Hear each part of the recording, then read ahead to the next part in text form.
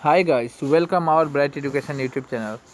तो बच्चे देखिए, ये क्लास 12 का पोइट्री सेक्शन है। इसका पहले जो इंग्लिश का विस्तार था, उसके अंदर जो भी 7 मार्क का क्वेश्चन आता था, 5 मार्क 4 मार्क, जो मोस्टली इम्पोर्टेंट था और रिपीटेशन था, जो बार बार एग्ज़ाम में आते थे क्वेश्चन, और ये भी गारंटी लिया जाता है 100%, याद रखिएगा 100%। वहाँ से 2 वीडियो बनाया था मैं, माघ बिहू माघर दोमाही के ऊपर, द एनिमी के ऊपर, और on the face of it. ये 3 सेशन थे मेरे। इस 3 सेशन को ज़रूर देखना है। वहाँ पे जो भी क्वेश्चन दिया गया है उससे बाहर आएगा नहीं में, ये 100% गारंटी लिया जाता है। इसके बाद पोइट्री सेक्शन में आते हैं हम।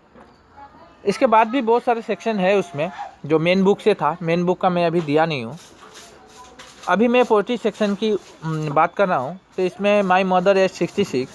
देखिए, एग्जामिनर करता क्या है, कुछ सेंटेंस देता है पढ़ने के लिए, ठीक है। आपको पढ़ना है, बिल्कुल आप पढ़िए। पढ़ने के बाद वहाँ से 4 क्वेश्चन एग्जामिनर पूछता है। क्या क्या पूछता है?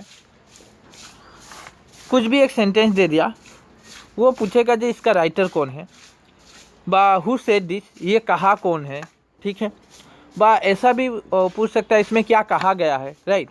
ये जो अंडरलाइन तौर पे एक सेंटेंस दिया जाता है। यहाँ पे देखिए, यहाँ पे जो दिया गया है, एंड प्लेट डेट ऑल, इस तरह करके दिया गया है। तो यहाँ पे जो सेंटेंस दिया गया है, इसके अंदर क्या पूछता है एग्जामिनर, ये क्वेश्चन नीचे है। What was the childhood fair date new थ्रूवेल्ड द पोइट।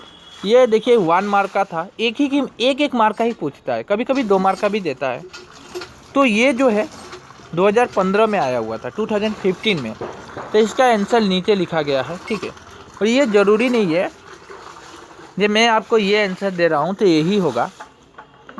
आंसर तो लोग अपने तरीके से बनाते हैं, आप अपने तरीके से भी आंसर को बना सकते हैं।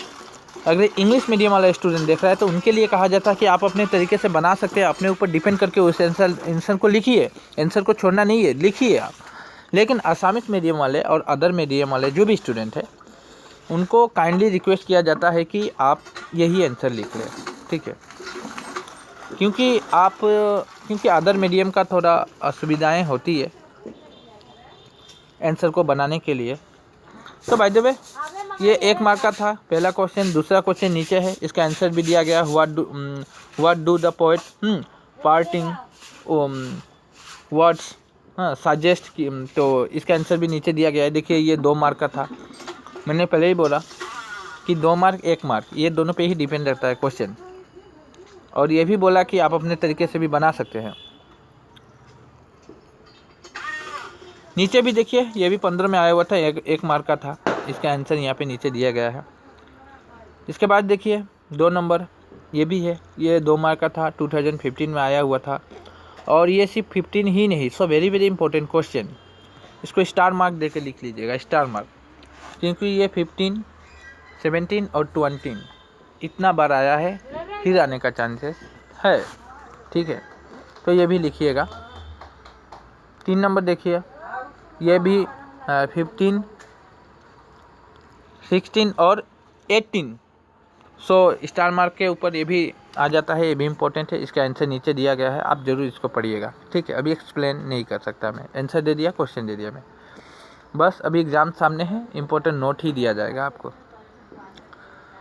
यहाँ पे देखिए, ये 2017 में 20 में आया हुआ था, 2 मार्क का है। उसका आंसर भी नीचे दिया गया है, ठीक है। ये देखिए 5 मार्क वाला में मतलब क्वेश्चन है, driving from my parents home to Cochin last Friday, morning को गया था, ठीक है। आई सो माई मदर, ठीक है, बिसाइड मी। तो इस तरह का एक सेंटेंस दिया गया है, वो पोएम के ऊपर ही, पोएम से ही देता है एग्जामिनर। 2019 में आया हुआ था। उसके बाद क्वेश्चन पूछा क्या है, क्वेश्चन को गौर कीजिएगा।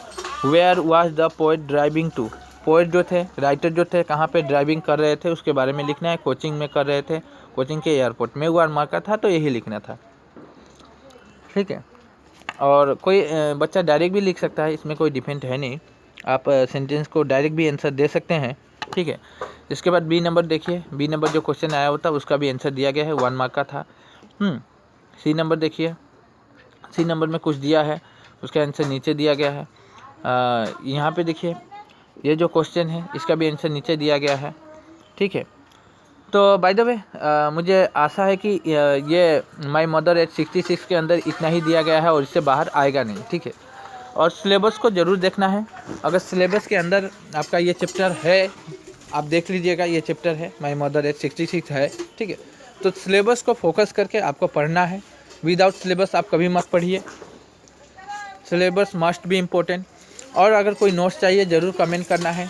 हाँ, तो इस तरह का मैं इंपॉर्टेंट दूंगा। देखिए मैं ये जो सेक्शन दे रहा हूँ ना, ये सेक्शन बाँच के दे रहा हूँ। So very very important question, इससे बाहर क्वेश्चन आएगा नहीं। और एक बात है, इंग्लिश के अंदर जो भी क्वेश्चन होता है रिपीटेशन होता है, बार बार रिपीट किया जाता है। ग्रामर में खासकर, ग्रामर में भी आपको देखिए, आप अगर कहीं पे ट्यूशन पढ़ रहे हैं, कहीं पढ़ रहे हैं, तो टीचर क्या बोलेगा जी देखो ग्रामर कभी रिपीट नहीं होता, ये गलती है।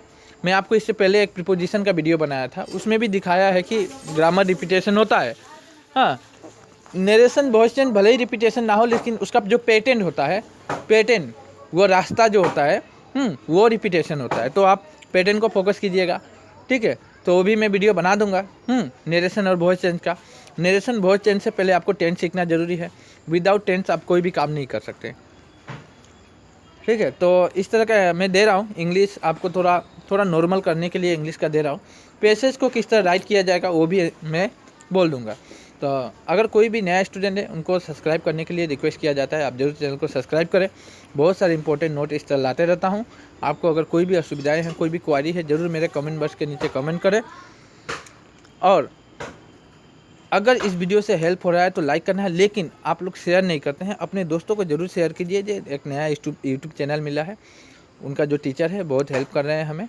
इस तरह का ये जो लाया जाता है, बहुत सारे पेपर को उठाया जाता है, 15, 16, 17, 18 आप देख रहे हैं, सब पेपर को एनालाइज किया जाता है। सब पेपर से देखा जाता है क्वेश्चन, एग्जामिनर क्या टैलेंट यूज़ कर रहा है, उसी टैलेंट को टान कर आपको दिया जाता है, प्रोवाइड किया जाता है। एक्चुअल में टीचर का काम यही रहता है। लेकिन बहुत सारे जो टीचर होते हैं, ट्यूशन पढ़ाते हैं, बस अपना मर्जी से नोट दे देते हैं, बच्चे पढ़े तो पढ़े, ना पढ़े उससे कोई मतलब नहीं है। उनको तो फीस से मतलब है, पैसे से मतलब रहता है। लेकिन पैसे से मतलब लेने से स्टूडेंट डेवलप नहीं कर पाएगा। और हम जो है विदाउट पैसे पे, कोई फीस नहीं लिया जाता है, विदाउट पैसे पे आपको हेल्प किया जा रहा है। आप ज़रूर इस कार्य को करें। ठीक है, और आपको पैसे के तौर पे, आपको फीस के तौर पे बस एक लाइक करना है। तो बाय बाय, टेक केयर।